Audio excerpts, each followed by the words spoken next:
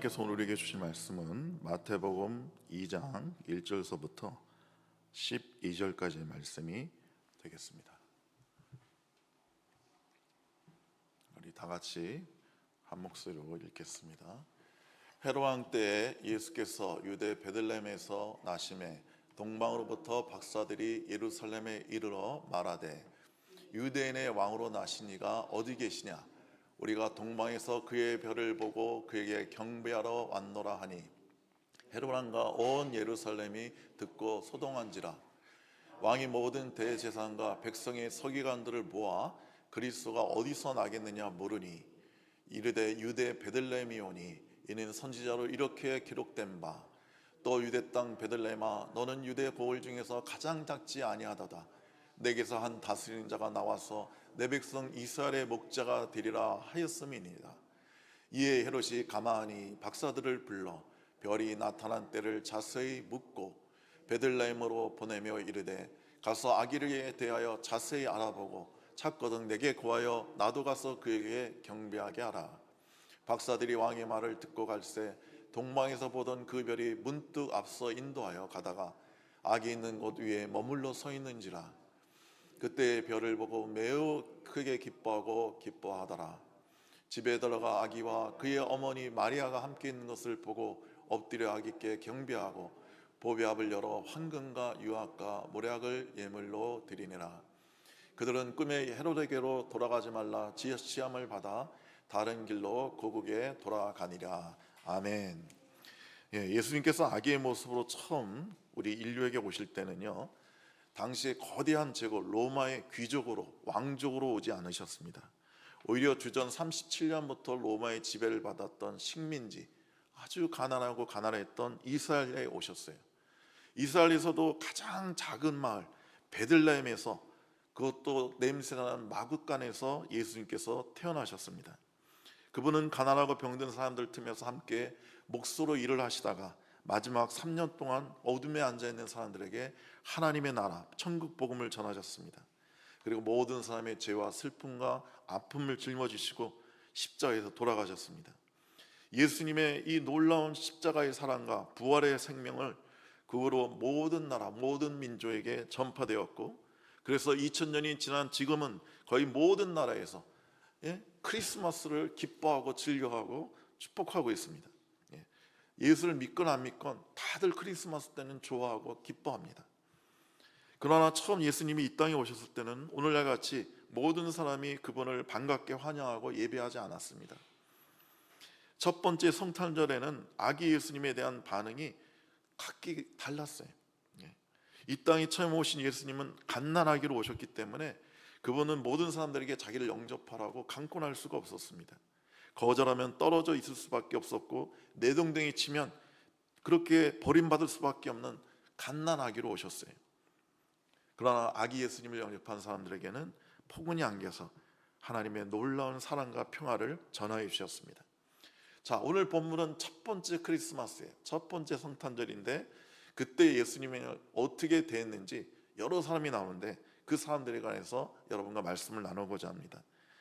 첫 번째 아기 예수님을 대하는 사람은 거지단 헤롯입니다. 여러분, 당시에 이 헤롯 왕은 굉장히 악한 왕이었어요. 이 사람이 얼마나 악독하냐면 어차피 자기 왕위를 물려줄 아들들인데 자기 살아있을 때 왕위를 노린다고 해서 두 아들을 죽여버렸어요. 자기 아내도 죽였어요. 자기 계모도 죽였습니다. 그리고 이 사람이 얼마나 잔인한 사람인지 자기가 죽을 때 악한 잔인한 왕이 죽었으니까 사람들이 좋아할 거 아니에요. 막 고소해야 할 거 아니에요. 그럴까 봐 뭐라고 유언을 남겼냐면 내가 죽을 때 예루살렘에서 가장 존경받고 유명한 저명한 사람 400명을 죽여라, 이렇게 유언을 했어요. 왜 그러냐? 그 사람들이 죽으면 예루살렘 전체가 슬퍼하고 막 울 거 아니에요. 그러니까 그 분위기에 맞춰서 내 장례도 치르라 이거예요. 너무나도 끔찍한 사람이었습니다. 근데 이런 사람이 동방 박사들이 와서 유대인으로 왕으로 태어난 분이 어디 계십니까? 어디서 태어났습니까? 이 말을 들으니까 그 마음이 어떻겠어요? 엄청나게 분노했겠죠. 내가 왕인데 다른 왕이 태어났어? 그러면서 그 왕을 죽이려고 자기 아들을 죽였던 것처럼 살기를 품고 있었을 것입니다. 근데 이 왕은, 헤롯은 자기의 분노를 숨기고 오늘 본문 7절 봤더니 가만히 박사들을 불렀어요. 그러니까 신하들을 다 물리고 조용히 불러서 은밀한 자기 방에서 조용하게 물어본 겁니다. 가서 아기를 찾거든 내게도 알려줘라. 그럼 나도 가서 경배하겠다. 근데 거짓말이죠. 그래서 가만히 부른 거예요. 이 가만이란 말이 헬라어로 라스라는 말인데 비밀스럽게, 사사로이라는 뜻이 있습니다. 그러니까 왜 이렇게 비밀스럽게 했냐면 자기가 아기 예수님을 경배하는 게 아니라 죽이려고 한다는 것을 신하들은 다 알고 있을 거 아니에요. 그러니까 그 중에 경건한 신하가 박사들한테 가가지고 헤롯 왕이 거짓말한 거라고, 그거 어디서 태어난지 알리지 말라고, 알리면 우리 왕이 반드시 그 메시아를 죽일 거라고, 이렇게 얘기할까 봐 신하들을 물리고 조용하게 사사로이 비밀스럽게 얘기를 한 겁니다. 여러분, 육신의 사람은요 비밀이 많습니다. 왜 비밀이 많아요? 지은 죄가 많으니까요.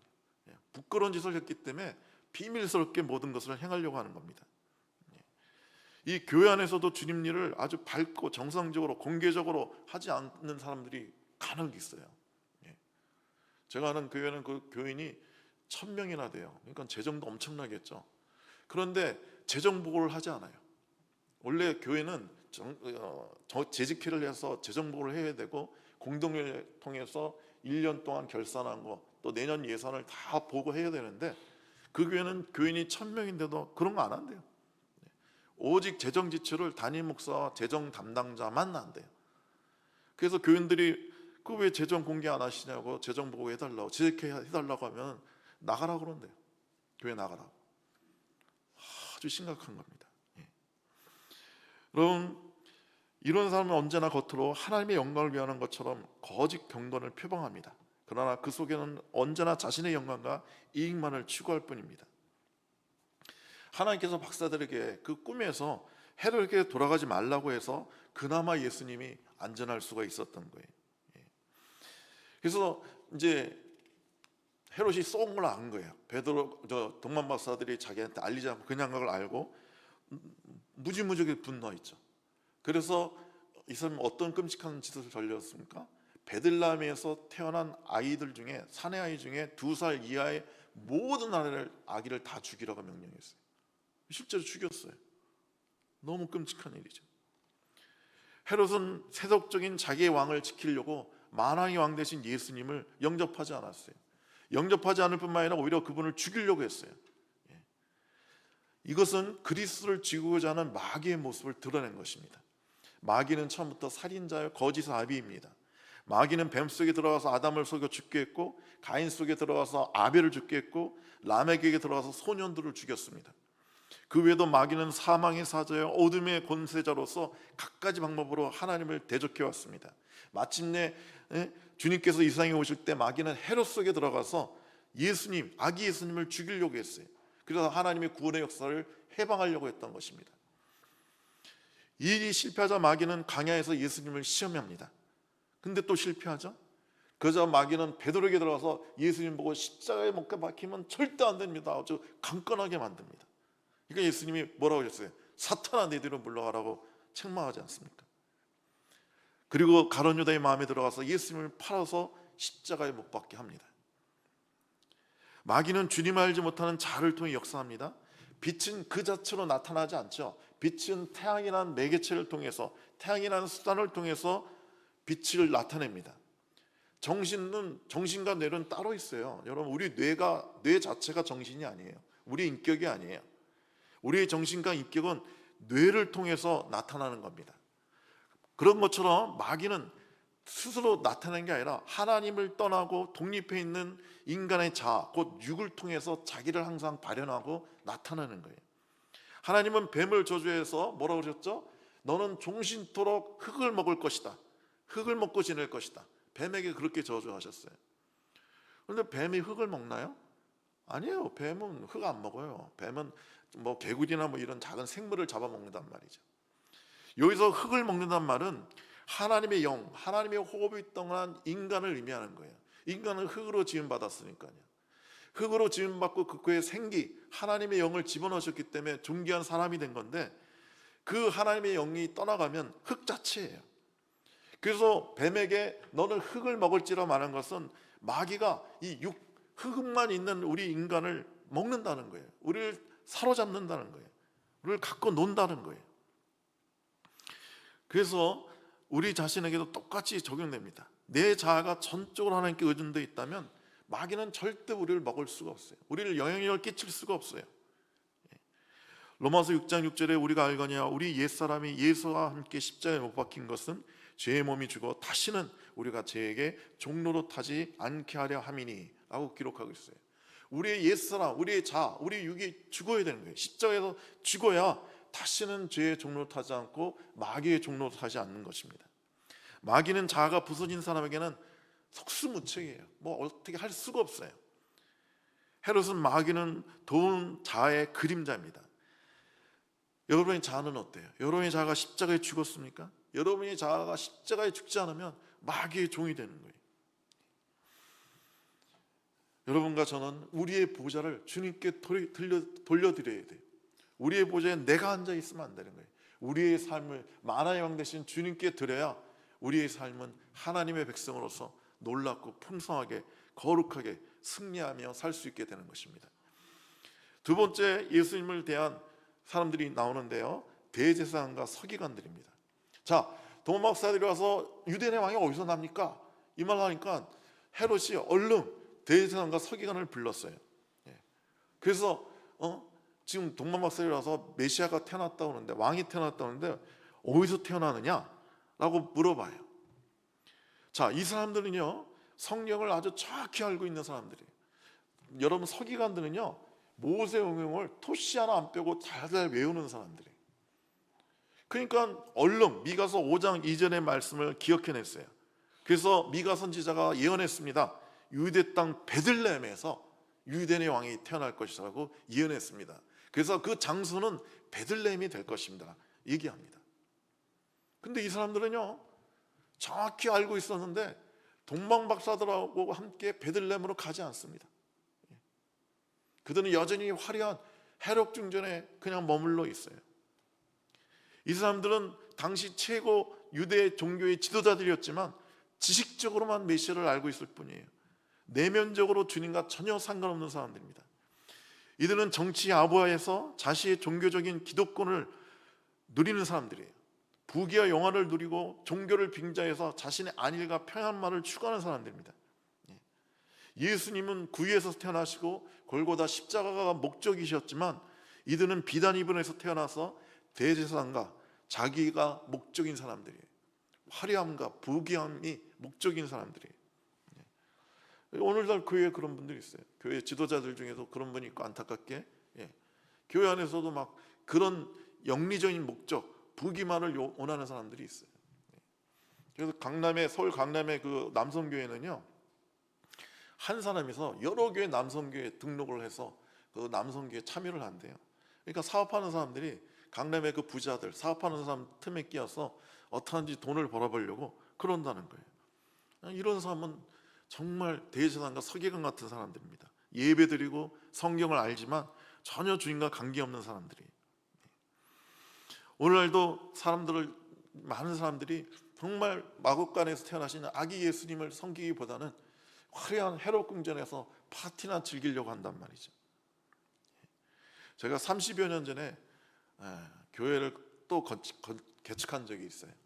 그 어느 건물 상가 지하에서 개척했는데, 그때 처음으로 맞이하는 성탄절에 제가 청년들을, 우리 교회는 이제 제가 어렸기 때문에 청년들만 있었는데 그 청년들이 그랬어요.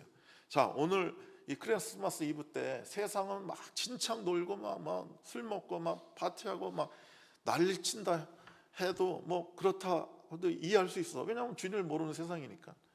근데 안타까운 거는 교회에서도 이 크리스마스 이브 때 막 게임하고 놀고 막 그런 경우가 많았거든요. 저희가 어렸을 때 우리 교회에서 그랬어요. 밤새워 막 그냥 파티하고 뭐 게임하고.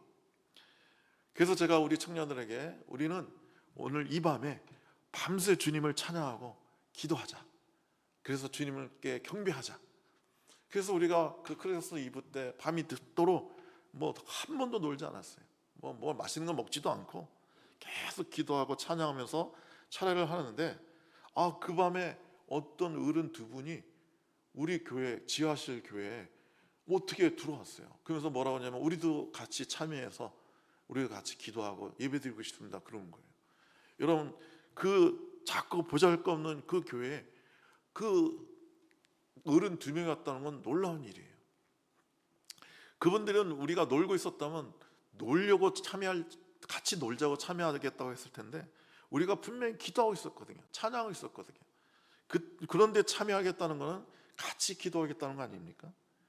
그래서 그 작고 가난한 교회에 그 밤에 주님의 놀라운 평화와 기쁨이 임했었던 것을 기억합니다. 그리고 세 번째, 우리는 동방박사들을 볼 수 있습니다.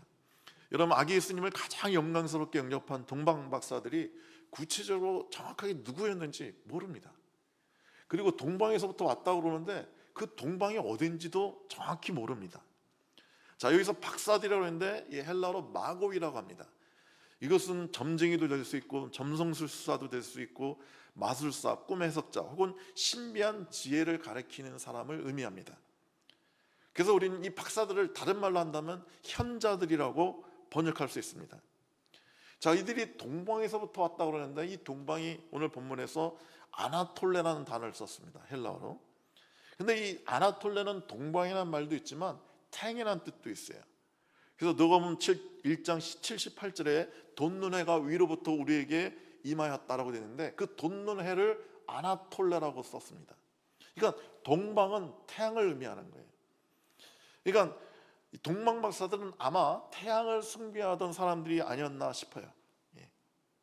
파사의 조로 아스토교는 태양 숭배의 가장 전형적인 모습을 보여주고 있습니다. 이 배아교, 태양 숭배, 이 배아교의 주신인 아우라 마지다는 빛의 신으로서 암흑의 흰 앙그라 마이누와 싸우는 선신으로 여겨지고 있습니다. 그래서 인간은 이 선신, 이 아우라 마지다의 편에 서서 악과 싸워야 된다는 것을 기록하고 있습니다. 여기서 나오는 악한 귀신 아그라 마귀는 또 다른 이름으로 불리는데 그 이름이 사이틴 혹은 사탄이에요. 그래서 이 조로아스토교에서 처음으로 최초에 대해서 악마에 대한 설명을 하고 있다고 종교학에서는 보고 있습니다. 자, 태양 숭배는요 모든 종교의 으뜸입니다. 자연의 모든 근원이 태양에 있기 때문에 그렇습니다. 그래서 여러분, 무당도요 1월 성신, 태양을 섬기는 무당이 가장 강력해요, 전 세계적으로. 우리나라에서는 어떤 무당이 제일 셀까요? 우리나라에서는 작두 무당이 제일 셉니다. 이게 무당은 두 종류 있어요. 그 내림 무당 있고 견순 무당이 있는데, 견순 무당은 배워서 무당 일을 하는 거고, 내림 무당은 신이 내린 사람들이 무당을 내림 무당이라고 해요. 근데 이 작두 무당은요 작두를 타잖아요. 그 뭐 시퍼런 나루에서 맨발로 막 벙벙 뛰는데 신이 임하지 않고 그 발이 남아나겠어요? 그 날카로운 그 작두에서 막 벙벙 뛰는데. 그러니까 신이 임하지 않으면 절대 그걸 탈 수가 없어요. 그래서 우리나라에서는 작두 무당이 제일 센데 더 센 건 태양신을 섬기는 무당들이에요. 그 사람들은 인도에 있는데 1000km 바깥에서도 사람을 죽일 수 있는 사람들입니다. 강력한 사람들이에요. 이스라엘도 태양신을 만들었죠. 태양상을 만들었습니다. 역대하 14장 5절을 보면요, 그래서 하나님의 진노를 사서 예루살렘이 파괴되는 원인이 됐던 거예요.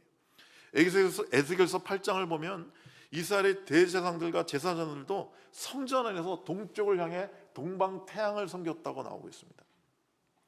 그래서 하나님이 에스겔에게 말씀하신 거예요. 내가 이러니 예루살렘을 파괴하지 않을 수 있느냐? 어떻게 성전에서 동방 태양신을 섬기느냐 이거예요. 근데 동방박사들은 그 동방에서 서쪽으로 왔으니까 태양을 등지고 온 거예요. 태양을 등지고 온 거예요. 여러분, 성막도요 문이 딱 하나 있었는데 동쪽에 문이 하나 있었어요. 그러니까 동쪽에 문이 있으니까 성막에 들어오려면, 예배 드리려면 동쪽에서 서쪽으로 들어오는 겁니다.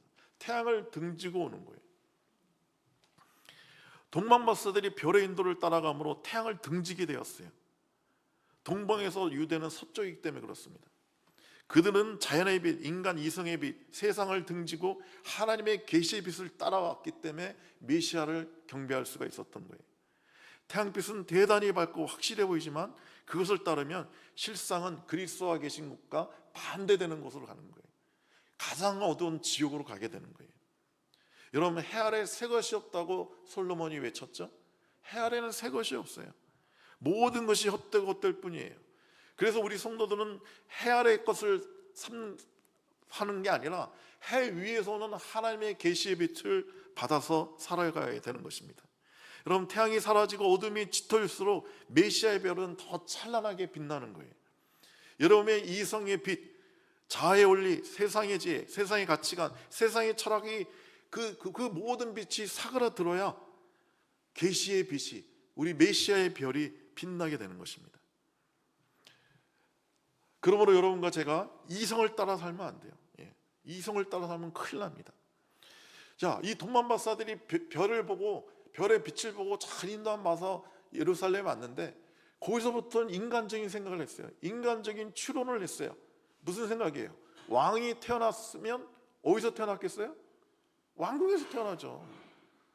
그러니까 그 인간적인 생각을 해서 왕궁으로 갔던 거예요. 그래서 왕이 태어났냐 그렇게 물어본 거예요. 헤롯 왕전에서. 그래서 그 메시아가 태어났다는 그 정보를 헤롯 왕에게 전파하게 됐고, 헤롯 왕이 그것을 알고 어떻게 해요? 예루살렘의 베르들렘의 두 살의 모든 아기를 죽이게 됐잖아요. 그러니까 동방 박사들이 인간적인 생각을 했기 때문에 이런 끔찍한 일이 벌어진 거예요. 그나마 하나님이 예수님을 보호하셔서 예수님이 애굽으로 피난하게 됐지만, 이들이 그 베들레헴의 2살 이하의 아이를 죽이는데 일조를 한 거예요.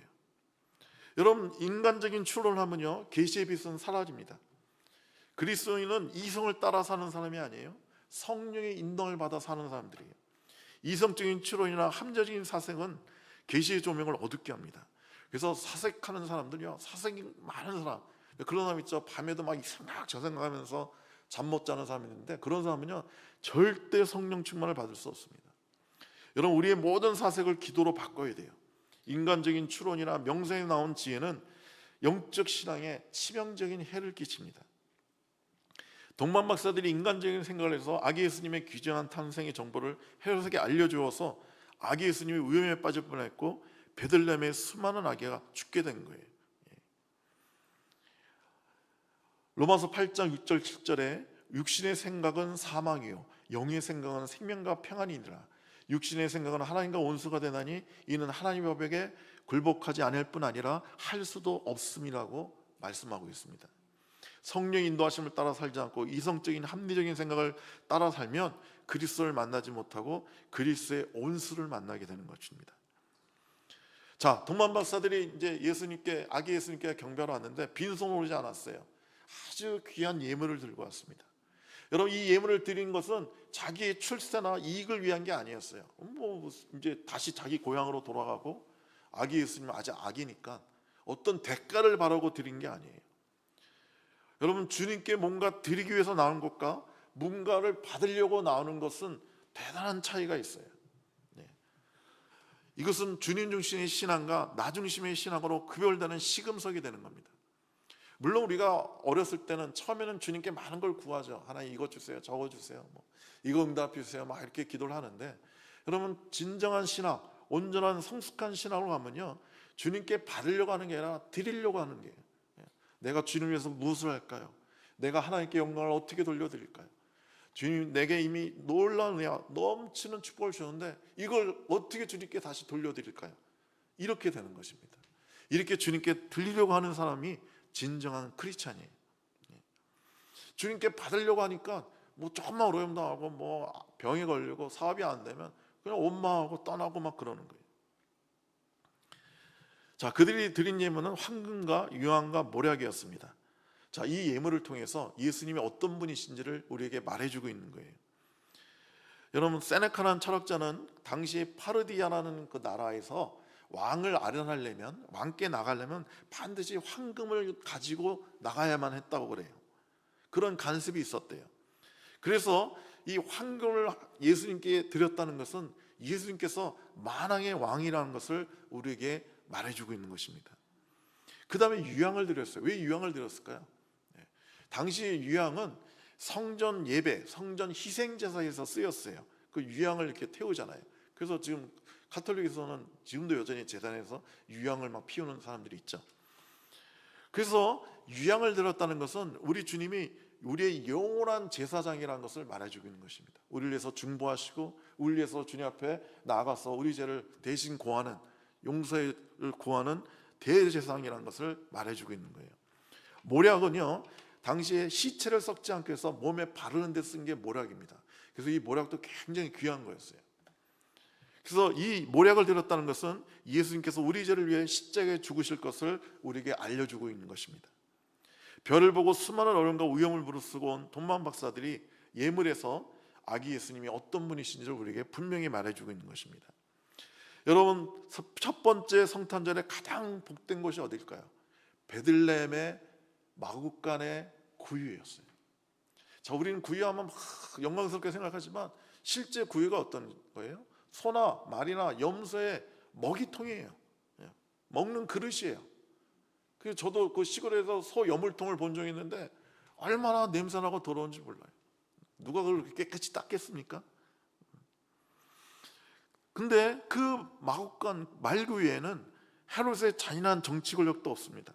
제사장의 화려한 의상이나 의식도 없습니다. 서기관의 장한 지식도 없고 아무런 탐욕도 없고 낮고 낮은 복된 성탄의 자리였습니다. 여러분, 그 복된 자리가 2000년 동안 세계 모든 나라에서 교회를 거룩하게 생각하고 있습니다. 저도 청년이었을 때 크리스마스가 되면 교회에다 이렇게 데코레이션을 했어요. 마법관 짓고 그 마법관을 그 교회를 이렇게 만들고 거기에 꽃을 놓고 막 별을 달고 아주 아름답게 그 말구이를 꾸몄던 적이 있습니다. 왜 그렇게 영광스럽게 생각해요? 왜 이렇게 멋지게 화려하게 꾸며요? 그 더러운 말구유통이요? 아기 예수님이 오셨기 때문에, 아기 예수님이 그 말구유에 누우셨기 때문에 사람들은 그것을 영광스럽게 존귀하게 생각하는 것입니다. 그래서 여러분과 저의 심령이, 우리의 삶이 아무리 낮고 더럽고 가난하다 할지라도 예수님이 오시면 우리는 세상에서 가장 아름답고 가장 거룩하고 복된 사람들이 될 수 있는 것입니다. 사랑하는 성도 여러분, 거짓왕 헤롯왕처럼 예수님을 영접하면 안 됩니다. 예수님을 영접하지 않았죠. 자기가 왕이 되려고 그랬어요. 내 인생은 내 거야, 내 마음대로 살 거야, 이러고 예수님을 거부하면 안 됩니다. 대제사장과 서기관처럼 예수님의 그 십자가를 따라가지 않고 영광과 존귀와 부귀함을 따라가면 예수님을 영접할 수가 없습니다. 우리는 그 말구유처럼 예수님을 우리 마음속에 모실 때 우리는 가장 빛나는 하나님의 사람들이 될 것입니다. 기도하겠습니다. 좋으신 우리 하나님, 우리를 사랑해 주셔서 하나님의 그 보좌에서 이 땅에 우리 육신을 입고 오신 것을 감사합니다. 주님께서 아기 예수님으로 이 말구유에 태어나셨기에 우리는 구원받을 수 있었고 하늘의 영광을 체험할 수 있었고 천국 보좌로 나아갈 수 있게 되었습니다. 참으로 감사하고 감사합니다. 주님, 우리 가운데 오셔서 우리가 주님의 사람, 거룩한 빛나는 영광의 하나님의 사람들이 될 수 있도록 축복하여 주시옵소서. 예수님의 이름으로 기도드리옵나이다. 아멘.